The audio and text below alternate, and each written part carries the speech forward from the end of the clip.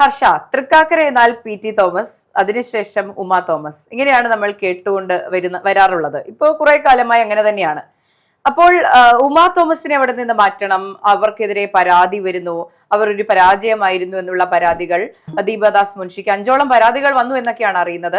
അപ്പോൾ തൃക്കാക്കര ഉമാ തോമസിനെ ഉപേക്ഷിക്കുന്ന ഒരു തരത്തിലേക്ക് കാര്യങ്ങൾ പോകുന്നുവെന്നും അവിടെ ഇനി മത്സരിപ്പിക്കേണ്ട എന്നും ഒരു വിഭാഗം ആൾക്കാർ കോൺഗ്രസിനുള്ളിൽ തന്നെ സംസാരിക്കുന്നു.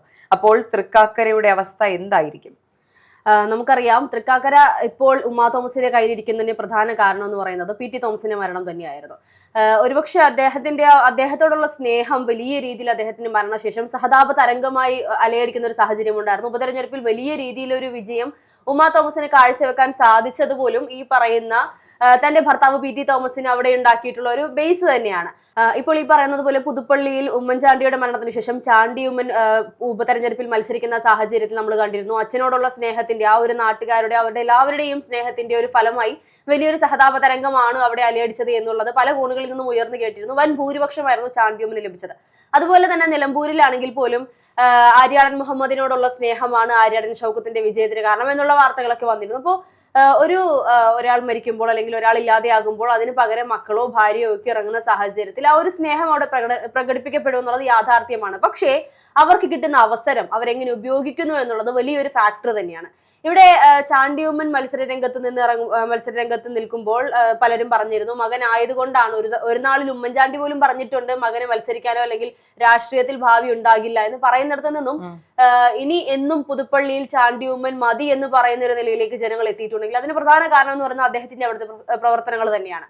അതുപോലെ തന്നെ PT തോമസിന്റെ കാര്യത്തിൽ ഉമാ തോമസ് എന്ന് പറയുന്ന നല്ലൊരു ലീഡറാണ്. പക്ഷെ ആ ഒരു വ്യക്തിക്ക് ഈ പറയുന്നത് പോലെ രാഷ്ട്രീയത്തിൽ എത്രത്തോളം വേരോട്ടം ഉണ്ടാക്കാൻ സാധിച്ചു എന്നുള്ളത് വലിയൊരു സംശയം തന്നെയാണ്. ഇപ്പോൾ നമ്മൾ ഈ ഒരു റിപ്പോർട്ടുകൾ പുറത്തു വരുന്ന പ്രകാരം അല്ലെങ്കിൽ വാർത്തകൾ കാണുമ്പോൾ ഈ പറയുന്ന കോൺഗ്രസിൽ നിന്ന് തന്നെയാണ് ഇപ്പോൾ ഇങ്ങനെ ഒരു പരാതി AICCയുടെ കേന്ദ്രത്തിലേക്ക് എത്തിയിട്ടുള്ളത് എന്നാണ് നമുക്കറിയാൻ കഴിയുന്നത്. ഇതിന് പറയപ്പെടുന്നത്, പരാതിയുടെ ഉള്ളടക്കം എന്ന് പറയുന്നത് 3 വർഷമായി തൃക്കാക്കരയിൽ ഒന്നും ചെയ്യാൻ സാധിച്ചിട്ടില്ല, MLA ഫണ്ട് കൃത്യമായി ഉപയോഗിക്കാൻ സാധിച്ചിട്ടില്ല എന്നുള്ള ഒരുപാട് പരാതികൾ അതിനകത്ത് ഉൾപ്പെടുത്തിയിട്ടുണ്ട്. അതെ, ഇപ്പോൾ ഹർഷ സൂചിപ്പിച്ച ചാണ്ടിയുമ്മന്റെ കാര്യമാണെങ്കിലും ആര്യാടൻ ഷൗക്കത്തിന്റെ കാര്യമാണെങ്കിലും ഇപ്പോൾ ഉമാ തോമസിന്റെ പറഞ്ഞൊരു കാര്യത്തിൽ വസ്തുതയുണ്ട്. കാരണം സഹതാപ തരംഗം എന്ന് പറയുന്നത് എല്ലാ സ്ഥലങ്ങളിലും, ഇപ്പൊ കേരളത്തിൽ മാത്രമല്ല എല്ലാ സ്ഥലത്തും അലയടിക്കുന്ന ഒരു കാര്യം തന്നെയാണ്. പിതാവ് മരിക്കുമ്പോൾ മക്കൾ മന്ത്രിയാകുന്ന MLA ആകുന്നതും അതുപോലെ തന്നെ ഭർത്താവ് മരിക്കുമ്പോൾ ഭാര്യ MLA ആകുന്നതും ഇതൊക്കെ നമ്മൾ കാണാറുമുള്ളതാണ്. ഇത് ശരിക്കും വാലിഡ് ആയിട്ടുള്ള ഒരു കാര്യമാണ്. പക്ഷെ അതിനുശേഷം ഇവർ എങ്ങനെ പ്രവർത്തിക്കുന്നു എന്നുള്ളതനുസരിച്ചായിരിക്കും ഇവരുടെ പ്രവർത്തനങ്ങൾ എങ്ങനെയാണ് മുന്നോട്ട് പോവുക എന്ന് മനസ്സിലാവുക. ഇപ്പോൾ ചാണ്ടി ഉമ്മൻ നമുക്കറിയാം പാലായിൽ എങ്ങനെയാണ് പ്രവർത്തിക്കുന്നത് എന്നറിയാം. അദ്ദേഹത്തിന്റെ അവിടെയുള്ള ഫാൻ ബേസ് നമുക്കറിയാം, അദ്ദേഹത്തിന്റെ പിന്തുണ നമുക്കറിയാം. അപ്പോൾ അതുപോലെ തന്നെയാണ് എൻ്റെ ഒരു കാഴ്ചപ്പാടിൽ ഉമാ തോമസിനും തൃക്കാക്കരയിൽ ഇതുപോലൊരു ബേസ് ഉണ്ട് എന്ന് തന്നെയാണ് ഞാൻ വിശ്വസിക്കുന്നത്. ഇപ്പോൾ പാർട്ടിയിൽ അസ്വാരസ്യങ്ങൾ ഉണ്ടാകാം, അഭിപ്രായ വ്യത്യാസങ്ങൾ ഉണ്ടാകാം, ഈ പറഞ്ഞതുപോലെ പാർട്ടി ഫണ്ട് ഉപയോഗിക്കുന്നതിൽ കുറവ് വന്നിട്ടുണ്ടാകാം. പക്ഷെ അത് വോട്ടിൽ പ്രതിഫലിക്കുമോ എന്ന കാര്യത്തിൽ സംശയമാണ്. കാരണം അത്രയും സ്വീകാര്യത അവർക്ക് ഇവിടെ ഉണ്ട്. ഇപ്പോൾ സജീവ രാഷ്ട്രീയത്തിൽ പ്രവർത്തിച്ചിരുന്ന ഒരാളല്ല ഉമാ തോമസ് എന്ന് പറയുന്ന വ്യക്തി. അതുകൊണ്ട് തന്നെ അവർക്ക് പെട്ടെന്നൊരു ദിവസം രാഷ്ട്രീയത്തിൽ വന്ന് 100% എഫിഷ്യൻസിയിൽ വർക്ക് ചെയ്യുക എന്ന് പറയുന്നത് ബുദ്ധിമുട്ടുള്ള കാര്യം തന്നെയാണ്.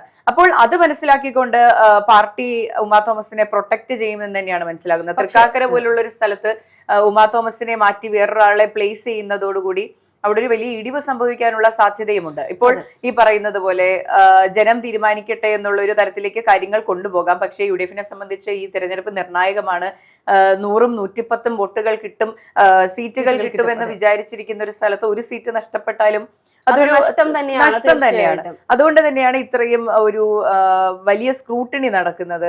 അവിടെ ആരെ മത്സരിപ്പിക്കണം. ഇപ്പോൾ തൃക്കാക്കരയിൽ നിന്ന് കേൾക്കുമ്പോൾ നമുക്ക് ഉമാ തോമസ് തന്നെ മത്സരിക്കുമെന്ന് തോന്നുമെങ്കിലും അവിടെ പോലും ഒരു ചിന്ത UDF വയ്ക്കുന്നുണ്ട്. അവിടെ അപ്പോ വേറൊരാളെ പ്ലേസ് ചെയ്യണമോ എന്നുള്ള ഒരു ചോദ്യവും ഒരു ചർച്ചയൊക്കെ നടക്കുന്നുണ്ട് എന്നുള്ളത് ഒരു പോസിറ്റീവ് ആയിട്ടുള്ള കാര്യമാണ്. ഇപ്പോ നമ്മൾ ഒരു സമയത്ത് കേട്ടിരുന്ന വാർത്തയായിരുന്നു തൃക്കാക്കരയിൽ മത്സരിക്കാൻ ദീപ്തി മേരി വർഗീസിന് താല്പര്യമുണ്ട് എന്നുള്ളത്. കാരണം കൊച്ചി കോർപ്പറേഷനിൽ മേയറാക്കാതിരുന്നത് കൊണ്ട് ആ ഒരു ദേഷ്യം അല്ലെങ്കിൽ ആ ഒരു വാശി കോൺഗ്രസിനോട് തൃക്കാക്കര സീറ്റ് ചോദിക്കുന്നതിലൂടെ ഉണ്ട് എന്നുള്ളതൊക്കെ നമുക്ക് അറിയാൻ കഴിയുന്നത്. അതോടൊപ്പം തന്നെ മുഹമ്മദ് ഷിയാസിന്റെ പേരും ഈ പറയുന്നത് പോലെ തൃക്കാക്കരയിൽ കേൾക്കുന്ന ഒരു സാഹചര്യം ഉണ്ടായിരുന്നു. അവിടെ ആര് മത്സരിക്കും എന്നുള്ള ചോദ്യത്തിന് നമുക്കറിയാം തൃക്കാക്കര എന്ന് പറയുമ്പോൾ ഉമാ തോമസിന്റെ പേരാണ് നമ്മൾ ഉൾപ്പെടെ പലരുടെയും മനസ്സുകളിൽ വരുന്നത്. അതിപ്പോൾ ഒരു മാധ്യമ മേഖലയിൽ നിൽക്കുന്നത് കൊണ്ടല്ല, അതിനപ്പുറത്തേക്ക് ഏതൊരു സാധാരണക്കാരനോട് ചോദിച്ചാലും ഉമാ തോമസിന്റെ പേര് അത്രത്തോളം ഉയർന്നു കേൾക്കുന്നുണ്ട്. പിന്നെ പാർട്ടിക്കകത്ത് നടക്കുന്ന പരാതികൾ, പാർട്ടിക്കകത്ത് നടക്കുന്ന അസ്വാരസ്യങ്ങൾ, ഇതൊക്കെ തന്നെയും തീർച്ചയായിട്ടും ചിലപ്പോൾ ഒരുപക്ഷെ നേട്ടത്തിന് വേണ്ടിയുള്ളതായിരിക്കാം. ഈ പറയുന്നത് പോലെ മറ്റാർക്കെങ്കിലും അവിടെ മത്സരിക്കാൻ അല്ലെങ്കിൽ മറ്റാർക്കെങ്കിലും നോട്ടമുള്ള സീറ്റിൽ ഉമാ തോമസിനെ അവിടെ നിന്നൊന്ന് മാറ്റാൻ വേണ്ടിയുള്ള തന്ത്രങ്ങളായിരിക്കാം, ഇല്ലെന്ന് പറയാൻ സാധിക്കും. ഇപ്പോൾ ദീപ്തി മേരി വർഗീസിന്റെ കാര്യം ഹർഷ പറഞ്ഞു. ഇപ്പോൾ കൊച്ചി കോർപ്പറേഷനിൽ മേയർ ആകുമെന്ന് നമ്മൾ പ്രതീക്ഷിച്ചിരുന്നു, അവരും പ്രതീക്ഷിച്ചിരുന്നു, വാക്ക് കൊടുത്തിരുന്നു. അവർ വി.ഡി. സതീശനോടൊക്കെ അഭിപ്രായ വ്യത്യാസം പറയുകയും ചെയ്തിരുന്നു, എന്നെ മേയറാക്കാം എന്ന് പറഞ്ഞ് പറ്റിച്ചില്ല എന്നുള്ളൊരു ധ്വനി അവിടെ ഉണ്ടായിരുന്നു. അപ്പോൾ അവിടെ മാറ്റി നിർത്തുമ്പോഴും നമ്മൾ ഇതിനെപ്പറ്റി സംസാരിച്ചിരുന്നു. തൃക്കാക്കരയിൽ മത്സരിക്കാനാണോ, ഒരു MLA സീറ്റ് ആണോ ഇനി ഉദ്ദേശിക്കുന്നത്, അതുകൊണ്ടാണോ അവരെ മാറ്റി നിർത്തിയത് എന്നുള്ള ചോദ്യങ്ങളും അവിടെ ഉണ്ടായിരുന്നു. അപ്പോൾ ദീപ്തി മേരി വർഗീസ് അന്നേ നോട്ടമിട്ടിരുന്ന ഒരു മണ്ഡലമാണ് തൃക്കാക്കര. അതിന്റെ ഭാഗമായുള്ളതായിരിക്കാം ഇപ്പോൾ നടക്കുന്ന കാര്യങ്ങൾ. പക്ഷേ നമ്മൾ ഈ വായിച്ച റിപ്പോർട്ട് അനുസരിച്ചാണെങ്കിൽ 5 പേരാണ് 5 മെമ്പർമാർ പരാതി കൊടുത്തിട്ടുണ്ട് ഇത്തരത്തിൽ ഫണ്ട് വിനിയോഗവും കാര്യങ്ങളും ഒന്നും നടന്നിട്ടില്ല എന്നുള്ള കാര്യത്തിൽ.